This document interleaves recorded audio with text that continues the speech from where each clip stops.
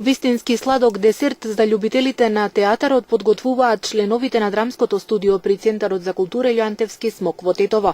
Во пресрет на премиерата, закажана за 1 јуни, финализираат подготовките на театарската представа Покондирена тиква на Јован Стерија Поповиќ.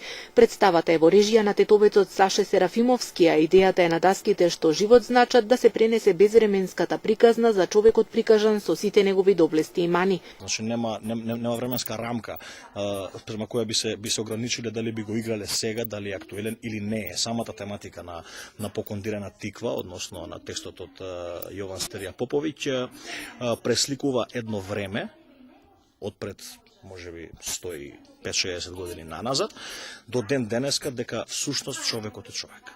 Дека заедно со сите своји мани, со сите своји доблести, човекот е човек. И пред 200 години, и пред 100 години, и пред 50, и пред 0. Односно, од самата денешница, ден денеска. Значи, всушност, зборот ми беше дека сите оние моменти на луѓе кои што патат, односно чувствуваат дека само заради тоа што имаат пари, односно само заради тоа што имаат средства, дека можат да дојдат и да бидат благородници, односно плава крв, им дава за право да се издигаат над другите. Проблем кој со проблем.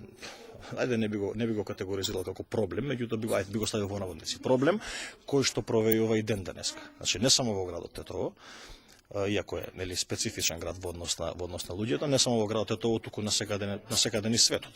Завист, потреба од самодокажување, потреба од перцепција од повисоко ниво, потреба од владење над послабиот, деморализирање на нештата и слично.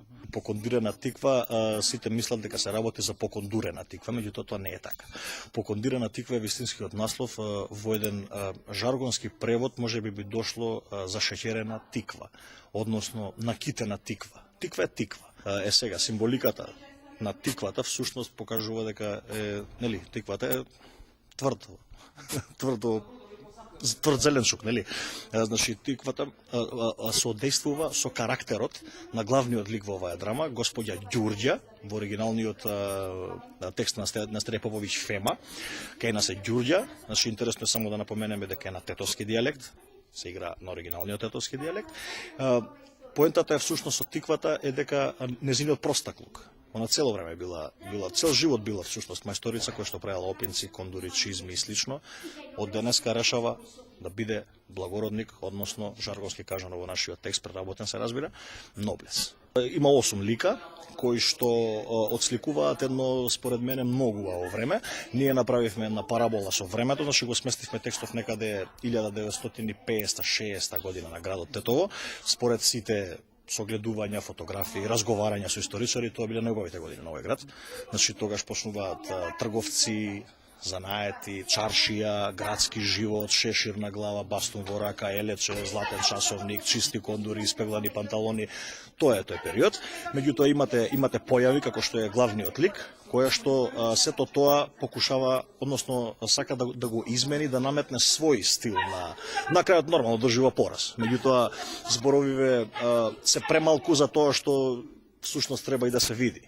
Значи публиката, верувам дека овој пат тетовската публика повторно ќе доживее еден врвен драмски текст, поставен од луѓе кои што се 40 и нешто години во театарот, кој што сцената не име непознат елемент.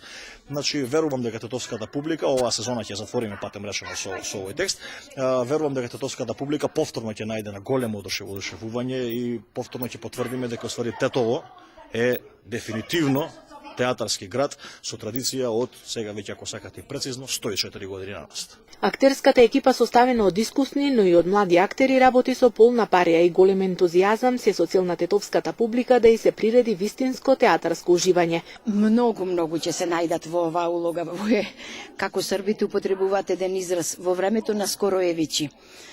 Што значи дека ова не мојата самоулога, оваа драма која што нашиот режисер Сашо ни ја подготви, навистина е актуелна не само во времето кога Јован Стерија Поповиќ ја напишал, туку и денеска, и верувам дека ќе продолжи да биде.